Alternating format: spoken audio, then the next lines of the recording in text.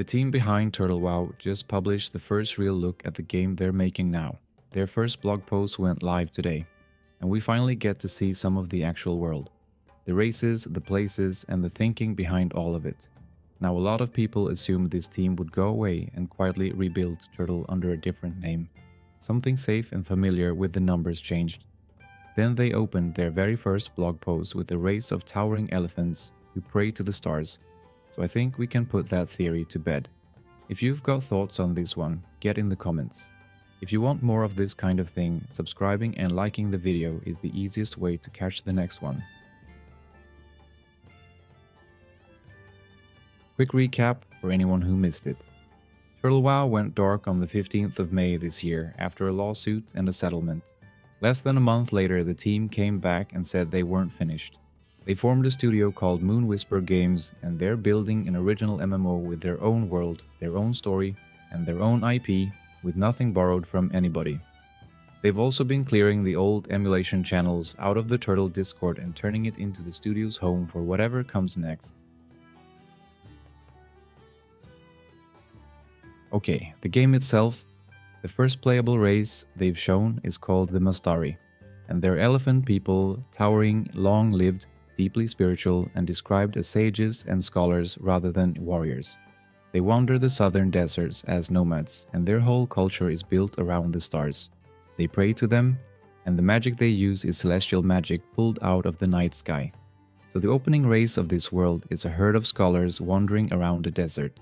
Nature put elephants near water for a reason, and these ones went the other way. And have a look at the art while I'm going through this. There's one picture with these massive stone pillars standing out in the desert, and down at the bottom of the frame there's a rider on some kind of mount.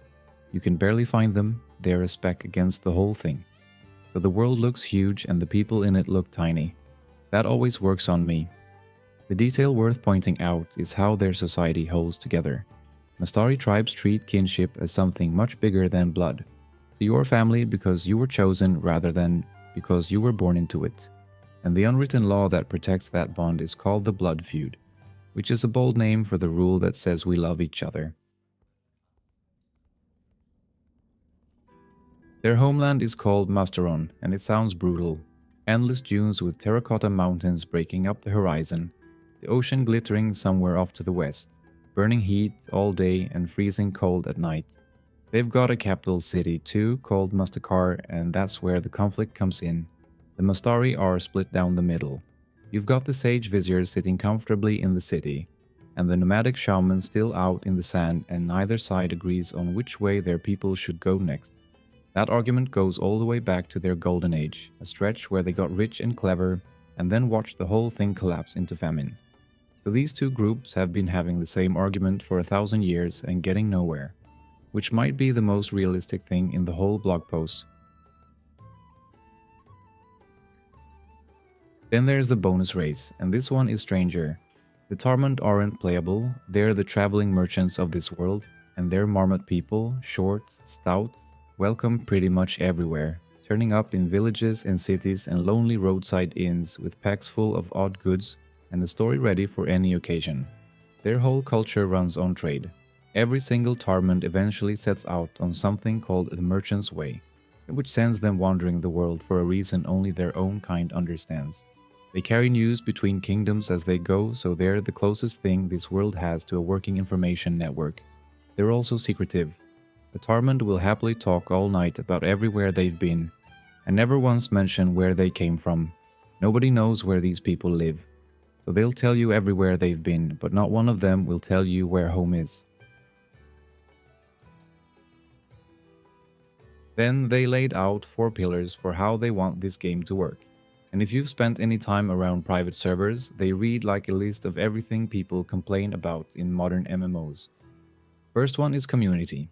They want a world built to push players together, where the memories worth keeping are the ones you made with other people. Second is your character. They said your character should be a person living in the world, someone you grow attached to rather than a menu of numbers you tune. Which is a very polite way of saying they've met us.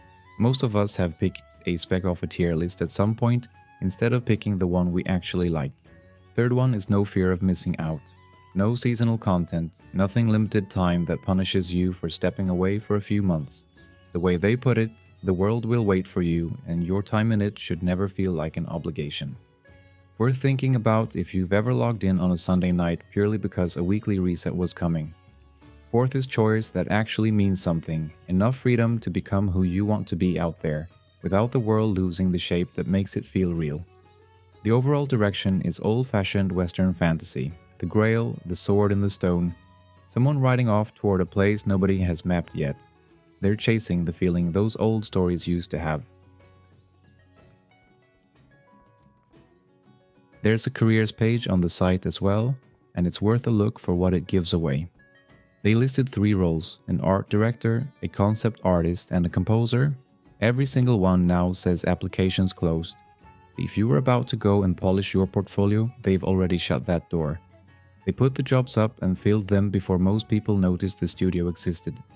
The interesting part is which roles they went looking for: art direction, concept art, and music, with no gameplay programmers anywhere on the list. That lines up exactly with a blog post full of lore and nothing playable in it. They're still working out what this world looks like and sounds like. And these are serious postings. The art director job asks for 5 years in game art, with 2 of those leading a team, a proper portfolio, and the usual industry software. All 3 ask for Unreal Engine experience, which is the first real clue about what they're building this thing in. There's one detail in there that'll land for anyone who played Turtle. That server ran a 24-hour radio station with actual DJs in it. Now the same people are paying somebody to write an original score for a world they own.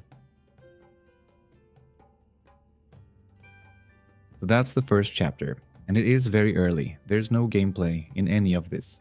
They haven't shown combat or systems or anybody playing, and there's no release window either. The game doesn't even have a name yet. What it has is an elephant, a marmot, and a desert, and that is honestly where we are. Back in May, the team said themselves that they know this is an enormous job and they're under no illusion about how hard it's going to be. Building an MMO has eaten studios with far more money than these people have, and they know it. But as a moment for this scene, it's a strange one. A team gets shut down by a lawsuit in May, and by July they're publishing lore about elephant nomads praying to the stars in a desert nobody can take away from them. So I want to hear where the rest of you land. Are you going to follow this one, or does a brand new MMO from a private server team sound like a stretch too far? And Turtle players, I want yours especially. Does this feel like your people carrying on somewhere else, or does it feel like something completely different that just happens to share a history? Tell me below. Thank you so much for reaching the end of this video. Please leave a like, and you may as well subscribe and stick around for whatever comes next. Thank you so much for watching. Until the next one, take care